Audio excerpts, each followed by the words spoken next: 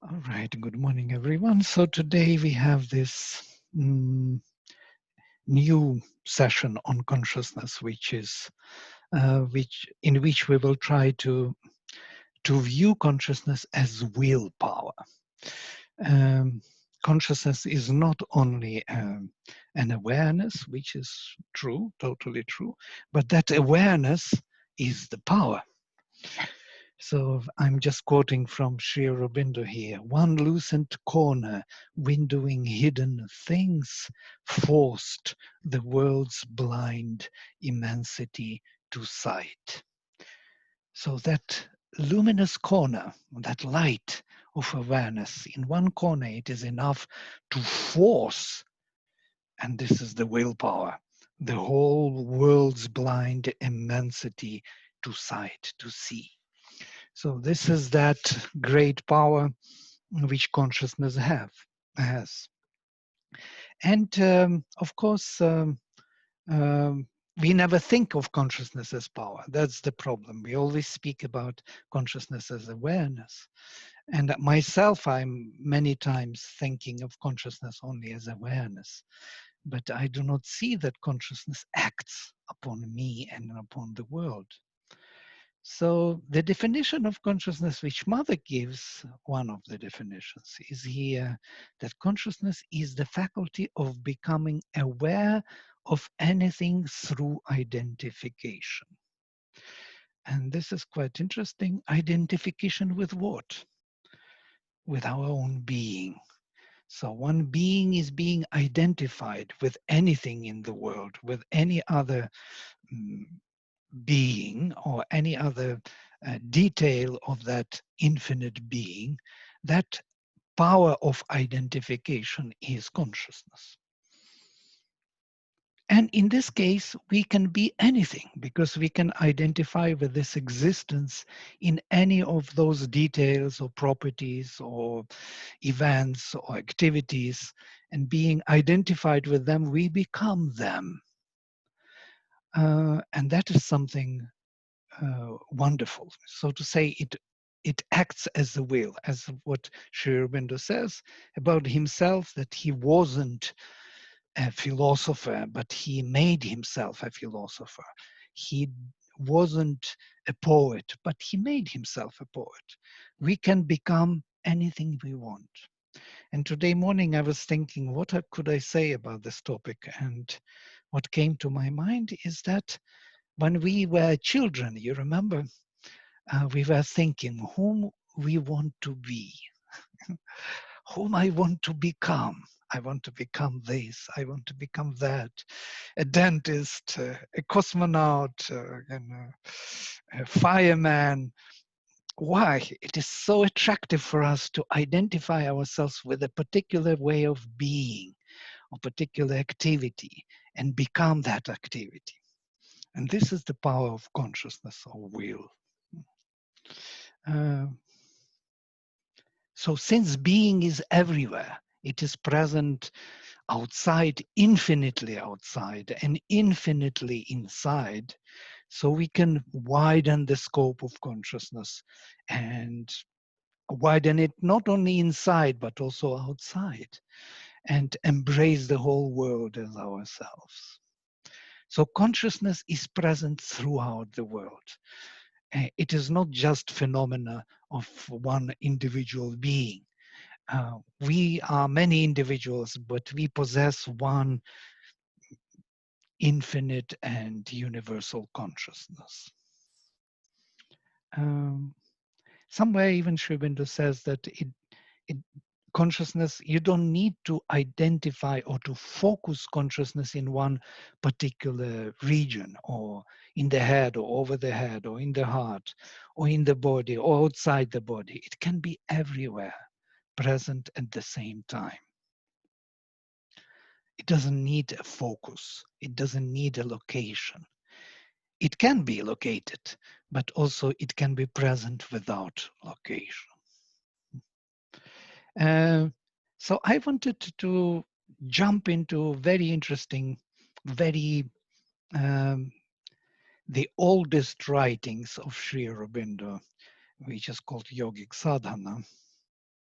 It was his first automatic writing, and it made a very great impact on all of us, those who follow Sri Aurobindo. His definition of will. And here I will read the beginning of this work. The proper cause of the sadhana is just the opposite of the thing most people do, and you have also done. People begin with the body and the prana, go on to the chitta and the manas, and finish up with the buddhi and the will. The real cause is to start with the will and finish with the body. There is no need of asana, pranayama, kumbhaka, chitta, shuddhi, or anything else preparatory or preliminary if one starts with the will. So all these words you know, yes? Chitta is the consciousness which we already embody. Manas is the sense mind. Prana is the energy in the body. So buddhi is our higher reason, higher intelligence. So asana is the work of the body. Pranayama is the breathing exercises. Kumbhaka is holding breath. Chitta shuddhi, purification of chitta, of our consciousness embodied here. All this is preliminary as we see it in Yoga Sutras, where we start from yama, niyama, then asana, pranayama, and so on. Yes. So we are growing from below up. But this work, what he is writing about, is about to start with the will in opposite direction and come back to these lower members and purify them. So that was what Sri Ramakrishna came to show so far as yoga is concerned. Do the Shakti Upasana first. Do the Shakti worshipping first. He said, get Shakti and she will give you Sat. You get the Shakti and she will bring you the being. Will and Shakti are the first means necessary to the yogin. That was why he said always, remember you are Brahman. And he gave that as a central message to Swami Vivekananda. You are Ishvara, Ishvara the Lord. If you choose, you can be Shuddha, you can be pure. Siddha, you can be realized. And everything else. Or if you choose, you can be just the opposite. You can be nothing. The first necessity is to believe in yourself. The second in God. And the third to believe in Kali, in the mother, in Shakti. For these things make up the world. Educate the will first. Through the will, educate the jnanam, the knowledge. Through the jnanam, purify chitta, purify your embodied consciousness. Control the prana, the energy in the body. Calm the manas, the sense mind. Through all these instruments, immortalize the body. That is the real yoga, the Mahapantha, the great path. That is the true and only Tantra. The Vedanta starts with Buddhi, with knowledge. The Tantra starts with Shakti. So this is Sri Aurobindo, early Sri Aurobindo. You can see this power of will, of vision of consciousness as will. And here is another passage next to it, which is explaining what is Shakti. What the will is, you have heard. It is Shakti. It is not Vasana. It is not Cheshta. Vasana is desire. Cheshta is the effort.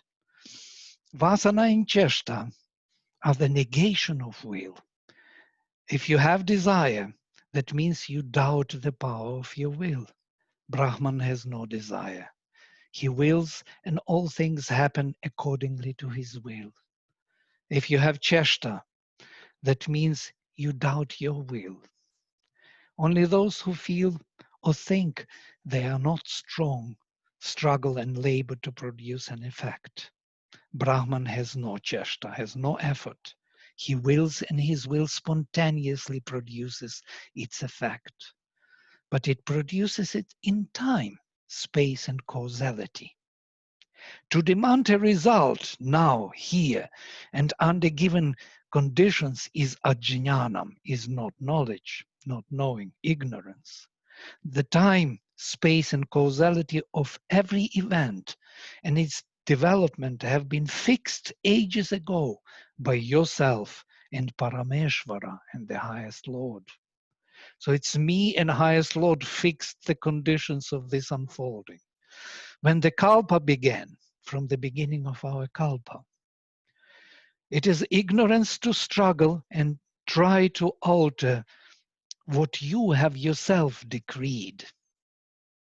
Care not about time, space, or conditions, but will. And leave the result to God, who is your omnipotent, omnipresent, and omniscient self. You are the individual God, and he is the universal God. Nothing but God exists. Ekam eva dvitiyam. Therefore, will implies samatha, implies equality, absence of vasana and cheshta, absence of desire and effort. Absence of vasana and cheshta implies knowledge. Until you have knowledge, you can never be safe against the return of vasana and cheshta. This is something very interesting, because even knowledge, which I translate as knowledge, jnana, means self-realization. This is early writing of Sri Aurobindo. You can see how much was put on the power of will. If we look into what Mother says, it's also very profound. To learn how to will is a very important thing. And to will truly, you must unify your being.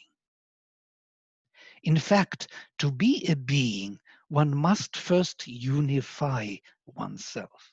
And here the whole secret of our self-finding, it is unification.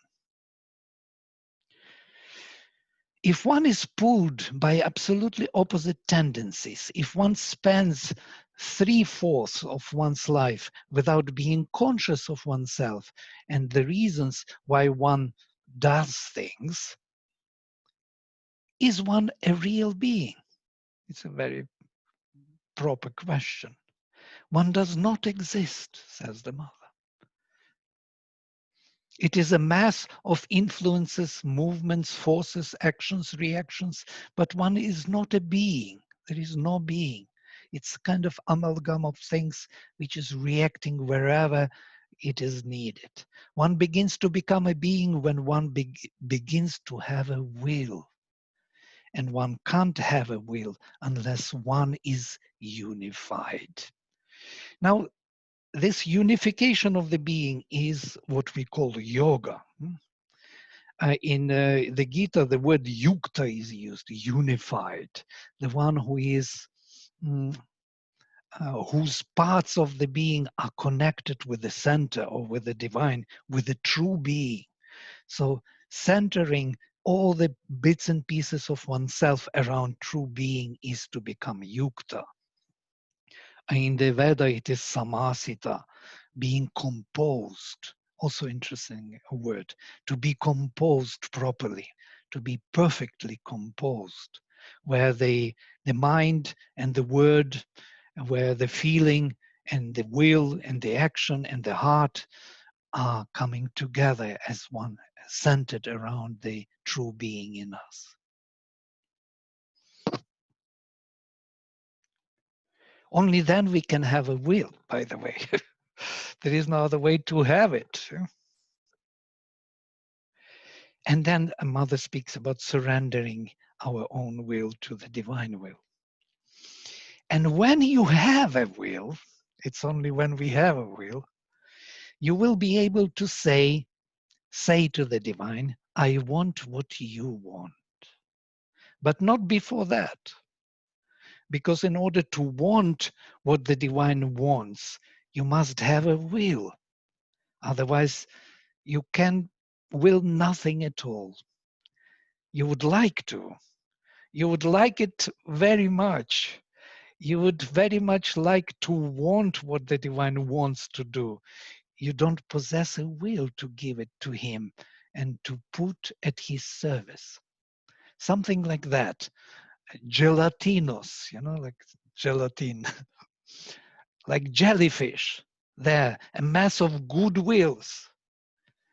And I am considering the better side of things and forgetting the bad wills. A mass of good wills, half conscious and fluctuating. This is what we actually are. We are kind of that gelatin which tries to be good everywhere, forget bad things, invite good things, be good to others. That gelatin, we are not the being yet. We do not have our own will. I'm speaking about myself. I'm kind of, the word we here is scientific we.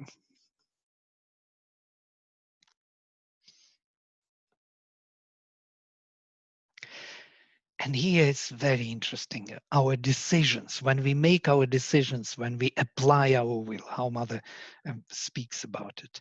But for ordinary things, as for example, giving way before an impulse or refusing it, there's some impulse comes from elsewhere, from the feelings, from the mind, some thoughts, some desires, some preferences.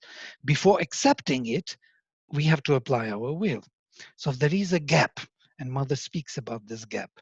It is not a space, not even the space of a second. One has plenty of time before one certainly has several minutes. We have several minutes to decide. We can feel that the proposition from the world has come, some feeling, some vibration, and it is hanging within our atmosphere, within our consciousness. We can feel its presence. It is pushing us. It is demanding attention from us. It wants us to decide to accept it, and we accept it or reject it. So, and it is a choice between weak submission to this vibration or a controlling will. And if we will, if the will is clear, if it is based on truth, if truly it obeys the truth and is clear, it always has the power to refuse the wrong movement. It is an excuse you give yourself when you say, I could not. It is not true. It is that truly you have not wanted it in the right way. For there is always the choice between saying yes and saying no. But one chooses to be weak and later gives oneself this excuse saying, it is not my fault. It was stronger than I. And now Mother says the phrase, it is your fault if the thing was stronger than you. There is no excuse. Because you are not these impulses.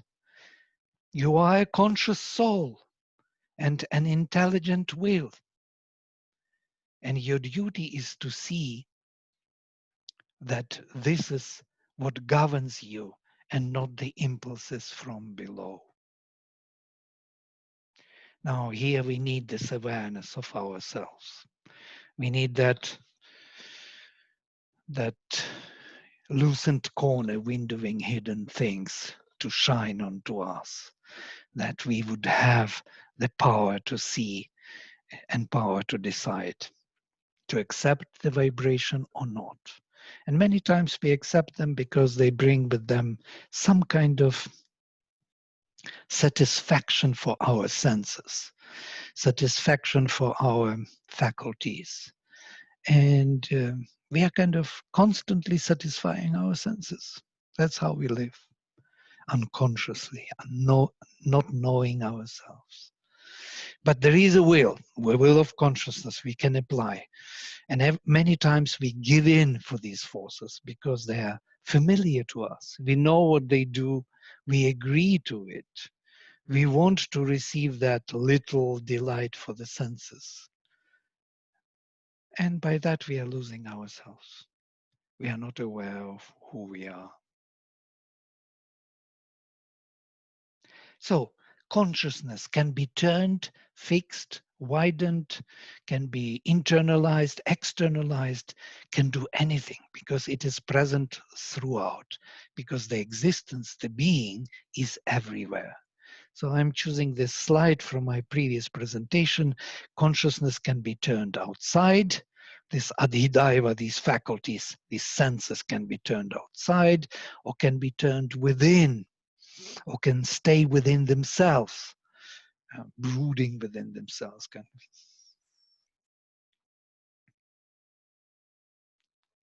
So this is the biggest dilemma of our consciousness. Yes, Igor.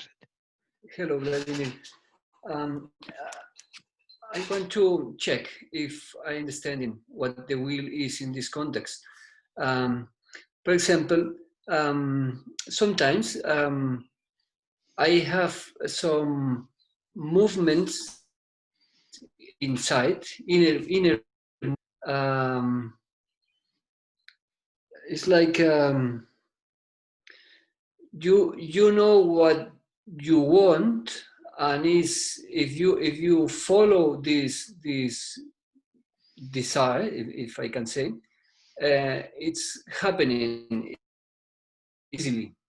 Yeah. But the question is that effect, that manifestation of my desires is coming, is a consequence of my activity, Choosing.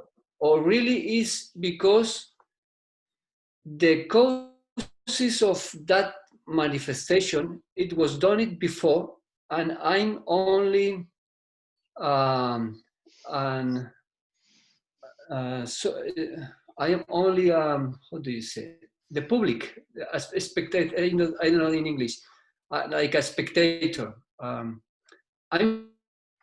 not really the cause of that manifestation, but I'm receiving the movement of the cause through me, and I can observe the manifestation. It's like the seed, the original seed.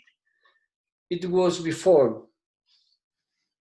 Yeah, this is a, yeah, I understand your question very well. This is the biggest difference between these, karmic religions, karmic philosophies, which believe that everything is here inevitably kind of projected in the nature. Everything is the divine. This is the spiritual look. Everything is the divine. Therefore, I have to be a spectator. The observer of whatever happens, whatever comes into me, into myself, is already there, and it must be there because it was already predetermined by some karma, or by my previous actions, or by my position in nature.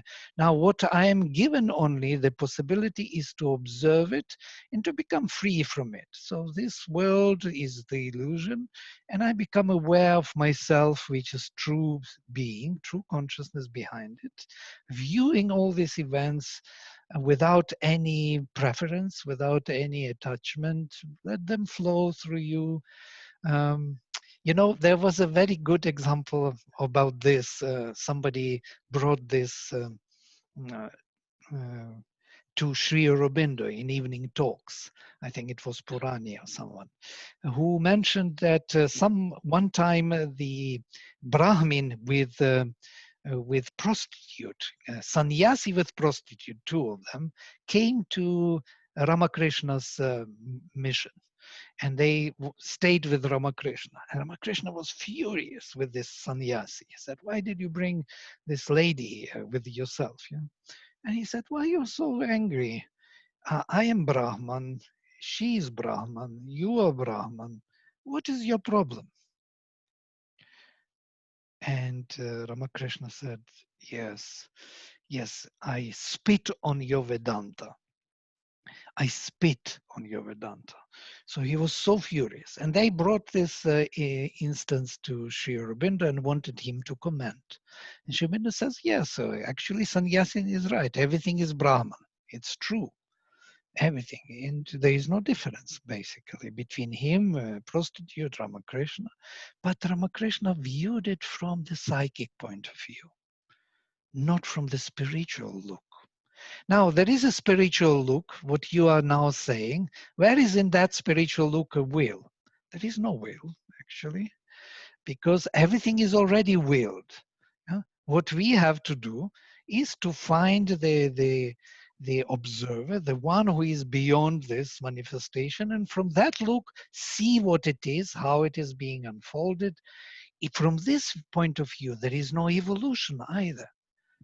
It's actually a cycle which ends within itself. When I find myself beyond the manifestation, I look at everything what is happening to me with no interest. There is no evolution. There is no betterment of me. I'm not becoming better because all this, what I am, is actually something which has happened by something which has no value for me anymore.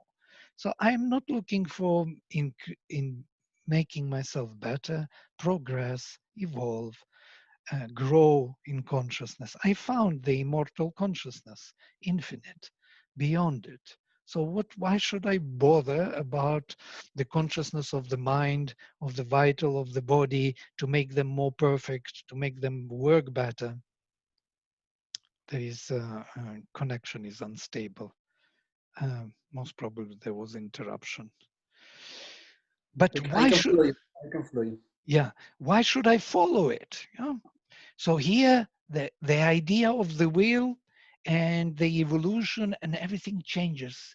It's not this view. There is no increase of the capacity of the instrument to embody the consciousness and to be able to move within these worlds and to bring the divine down into this adhara and to embody it here. This is the Buddhistic view, and also Advaitic view. And you can see that they are true, but only partially true. A half truth is there, because there is another half of this manifestation of the divine here. Everything is to be manifested with the divine. Ishavasyamidam sarvam. All this world is to be embodied by the divine. Whatever moves in this universal motion, everything is to be embodying the divine. This is the vision of the Veda. And not just going away from it into the spiritual divine consciousness from which everything looks like a Maya illusion and not worth really paying attention to. So I'm safe there. It's what Sri Aurobindo calls escape. Escape brings not the victory and the crown. Escape brings not the victory and the crown. Now this victory and the crown is in this manifestation, and it requires will. The will to shift consciousness, to widen it here, to deepen it here, to bring all the light into this manifestations. This, loosened corner forced the world's blind immensity to sight. We have to force our blind immensity of nature to sight, to become conscious. This is the idea. That's why will is important. Yeah, but it's a question of if we compare action or passivity. No, is for example, what I tried to say before is like you only can have the wishes what you are already to achieve. It's like you can there is there is not possible you have a wish in your mind, because desire or wish is the cause of the will. No, the will is the concentration of the wish, isn't it? We have to Well, have a it's wish. exactly what he was telling, that will has nothing to do with vasana and cheshta, neither with desire nor with effort. Will is the as he will later say, it is the prime minister of Purusha. Yeah? Purusha is the Lord, and and he has a prime minister who is doing everything in this kingdom. The body is the kingdom, mind, vital. So the prime minister comes and makes order in his government. So everybody obeys the will. Mind obeys, the vital obeys, all the feelings, sensations, they follow the will. By the way, without the will, nothing can be done. We think that this desire came to me, what could I do? It was so strong. So it was our acceptance. Before we if we would not accept that desire, it would not take place in us. We constantly accept, we constantly agree. We agree to everything what comes to us. That's why we are this kind of thing. But if we stop agreeing to everything, and we have a gap, and we agree only with the inner, the truer being within us, with truer consciousness within us, we can become anything we want. I can identify myself with anything I want. And there is a depth, and this is Adhyatma, is the depth of inner being, infinite inner being, and Adhibhuta is the depth of the outer being, the infinite outer being. So I can move from level to level with my consciousness wherever I choose. So if I choose to be on the surface and enjoy the desires, that is what my choice is. We don't see it. We think we didn't will. We will every time. We choose every moment. We agree to be what we are. That's why what we are. If we would agree to be something else, we would be something else. Yeah. Mm. And the will could be a combination of discrimination and movement. Discrimination is the part of the of awareness, yeah, seeing, understanding, so to say, discerning. The But the will. will, where is coming from? Where is coming the will? The will is a Can part be of discriminated. consciousness. Even discernment, for me to see something and to understand something and discern, the will is required. Before I start discerning and understanding, I willed to understand. Otherwise, how would I understand anything and choose to discern anything? So I chose to do it. So this choice is, this free will is given. It's a part of consciousness, of the movement of consciousness. You know, Vladimir, if you go back a couple slides, there was a distinction made by the mother. You don't have to go back, but I just meant there was a distinction made by the mother as to intelligent will, right? So that to me seems to be the difference between just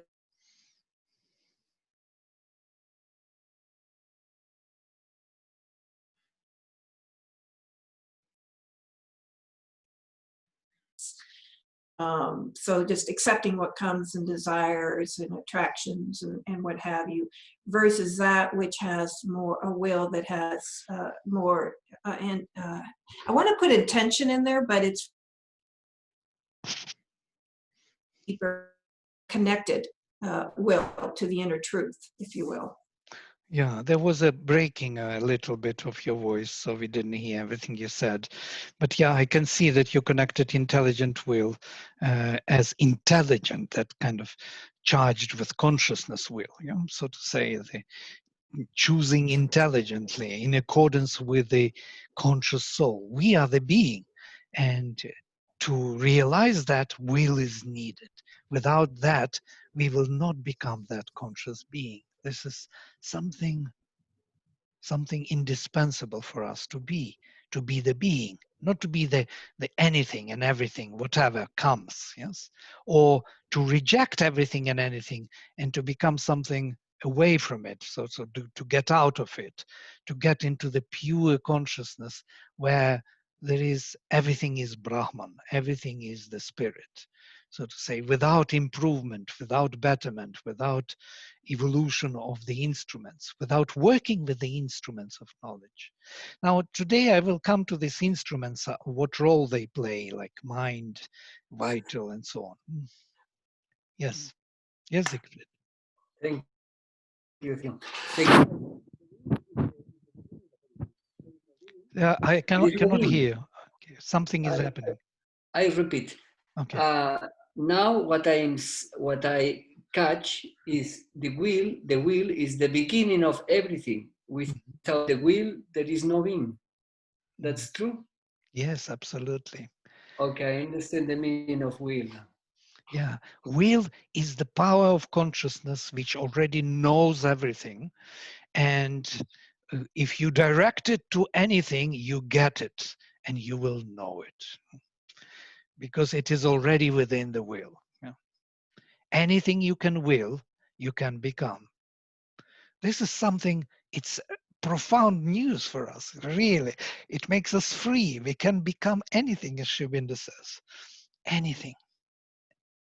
And we can accept anything we are because we have the will for to be. Yes, and we do it. That's why what we are. We accepted what we are, actually, or we rejected what we are. Whatever we did, it was done by will. Thank you. Yeah. So moving or, focusing consciousness in different positionings, outside, inside, above, below, within. These will be the topic of today. Yes.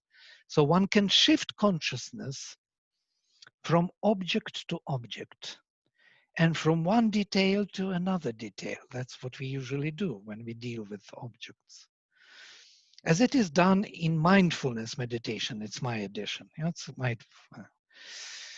In the same way, one can move and fix consciousness within oneself in thoughts or feelings and emotions. We can get into emotion very deeply and feel it and even see what happened in sensations of the body or in the body itself. So we can define three major realms of ordinary consciousness: mental thoughts and concepts, vital emotions, feelings and sensations, and physical body awareness. We can shift and fix our consciousness at will in our thinking process, in our feelings and sensations, and in our physical consciousness. We can identify with the witnessing consciousness of our thoughts, feelings, and sensations. We can train to view our own processes of thinking, feeling, and sensations as if objectively, taking a poise of an observer, judging them and deciding to accept or to reject them. This power of consciousness is known as will, freedom of will.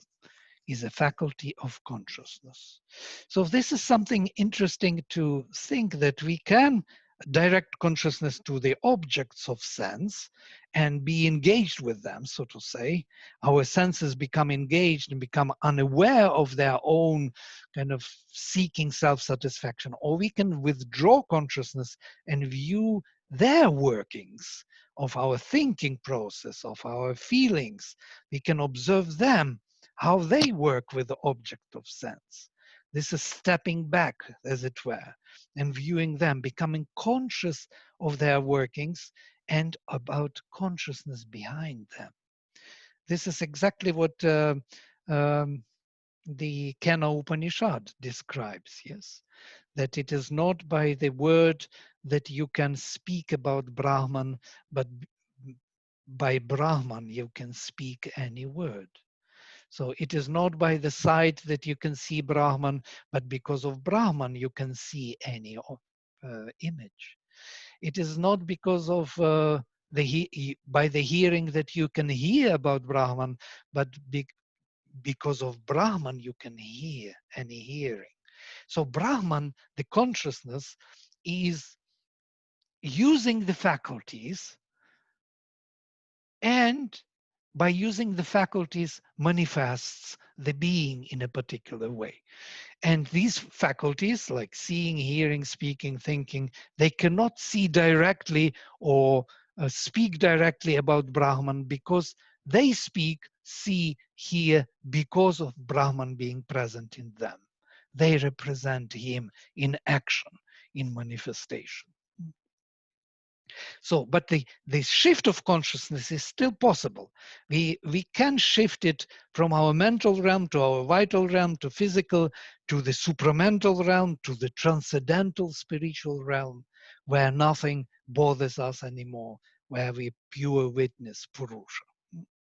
So the consciousness can move and can be fixed on every level. And here the mother's 4 different dimensions of movement of consciousness. There are 4 major movements of consciousness to widen the scope of our perception, described by the mother. Heightening or ascending above the head and above in the higher realms of consciousness. Widening the scope, expanding outside and inside. Going down into the depth of our being, to the bottom of things, to the subconscious and inconscient being, and even below inconscient being. And finally, going within the heart, deepening our presence of consciousness. All these movements can be done, and they are done in the integral yoga. We can train our consciousness to widen the scope of its perception. So Sri Aurobindo speaks on various movements of consciousness.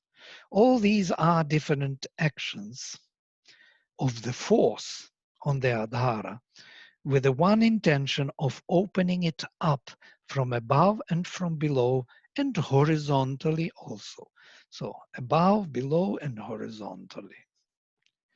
The action from above opens it to the descent of forces from above, the mind, and the ascent of consciousness above the lid of the ordinary human mind. So we are going beyond the ordinary perception of the mind. The horizontal action opens it to the cosmic consciousness on all its levels. Cosmic consciousness, its outer and innermost, the subliminal realms of the cosmos, subliminal vital, subliminal mental, and physical. I will show you the scheme. Maybe I show you now. And the action from below, going down to connect the superconscient with the subconscient. Finally, the consciousness, instead of being limited to the body, becomes infinite, rises infinitely above, plunges infinitely below, widens infinitely on every side. There is, besides, the opening of all the centers to the light and power and Ananda that has to descend from above. The transcendental realms are opening up and waiting to become part of our consciousness. So what is this consciousness? Which can be anything and everything. Unbelievable, yes? Such a power is given to us, and we are using it in such a narrow degree, kind of such a narrow vibration, just to satisfy senses.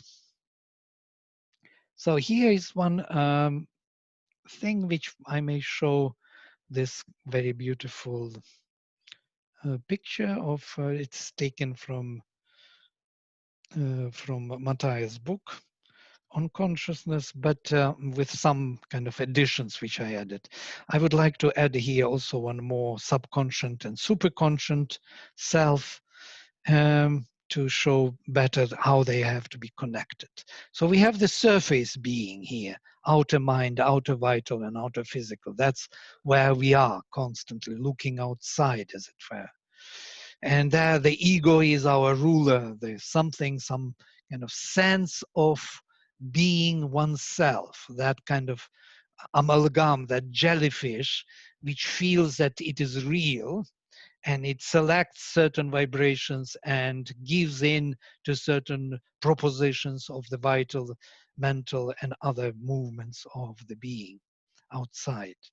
But the being outside is not really only the surface, it is also infinite cosmos outside. And our consciousness can widen and embrace that infinite outer being as oneself. It's also possible, and we will speak about this widening in a minute. Also, it can widen into the inner realms, and it is also an infinite realm, an infinite inner mind, inner vital, and inner physical being also. And there is subconscious being below and the superconscious above. And that's what Sri Aurobindo says here. We can go to the superconscious and subconscious to connect them in our inner perception of being. And there is also selves behind them, which belong properly to Purusha, the presence of Purusha on the mental, vital, and physical level, which creates that sense of being or ego at the end. So Atman has two projections. One projection is through the self, or what we call koshas, yes, or purushas.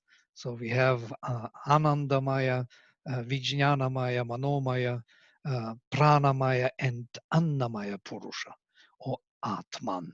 So there are 5 Atmans: the blissful, the supramental, the mental, vital, and physical self, which is true self, which is holding one being throughout, through different realms of consciousness. And there is a direct projection of Atman known to us as psychic being, as the soul, which is embodied here. And this soul has direct and immediate influence on these selves within us. So this is our individual Purusha, our individual self with elements of the universal self, of the mental self, vital self, and physical self within it. Yeah, this is our innermost nature. Then this is inner nature, Adhidaiva. So here I put Adhyatma Adhidaiva. And this is our outer nature.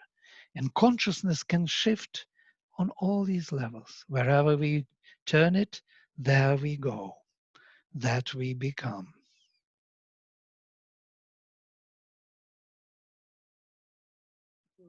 But normally it's a little bit stuck, the consciousness. It's not moving freely. It's very stuck. Is the proper word, stuck? Well, it is stuck because we chose to be stuck. We wanted to be. Yeah, that's true. Yeah. We love to be stuck. As Sri Aurobindo somewhere says, we also love freedom, but we also worship our chains. We are happy with our cages. We're kissing our chains all the time. We want our chains to be there. The moment they are loosening up, we are lost. We want them back. We pull them back and put them down again. Again, I am myself. I can recognize myself. I know myself. This ego sense, this kind of recognition of oneself as such, depends on these chains holding us. Yeah. I have my problems of health. I have my problems of desires.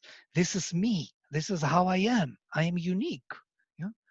And so this is how we will to be. It's our will to be. We don't dare to will to be something else.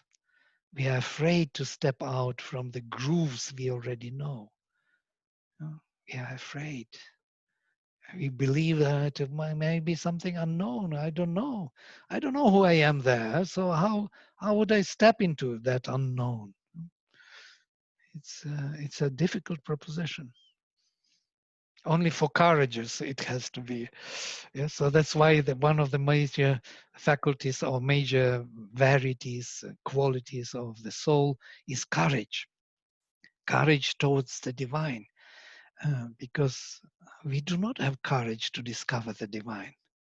Whatever we already gained, we know what it is. It's a small thing, but it is mine, you know. It's my problem, small problem. I don't want big problems of somebody else. So that's how we choose to be this small being. Okay. So there's interesting also, well, our time is coming to the end soon. I do not know, but let me just go through these few quotations, or just one maybe, and then we can have some questions.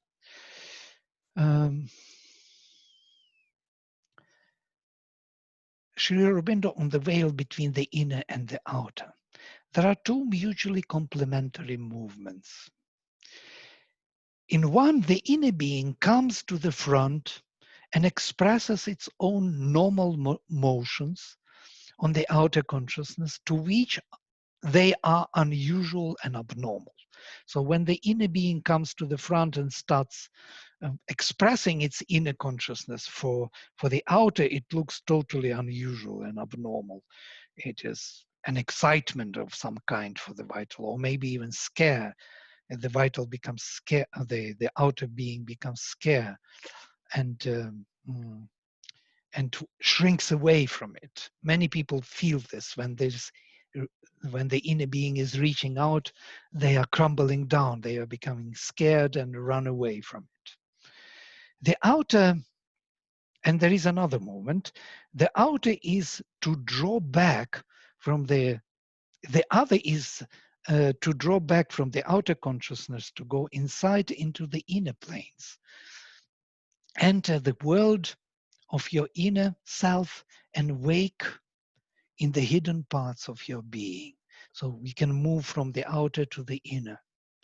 When that plunge has once been taken, you are marked for the yogic, the spiritual life, and nothing can efface the seal that has been put upon you. So this movement from outside to within, once it is established, it is the seal which cannot be broken for your spiritual or yogic life.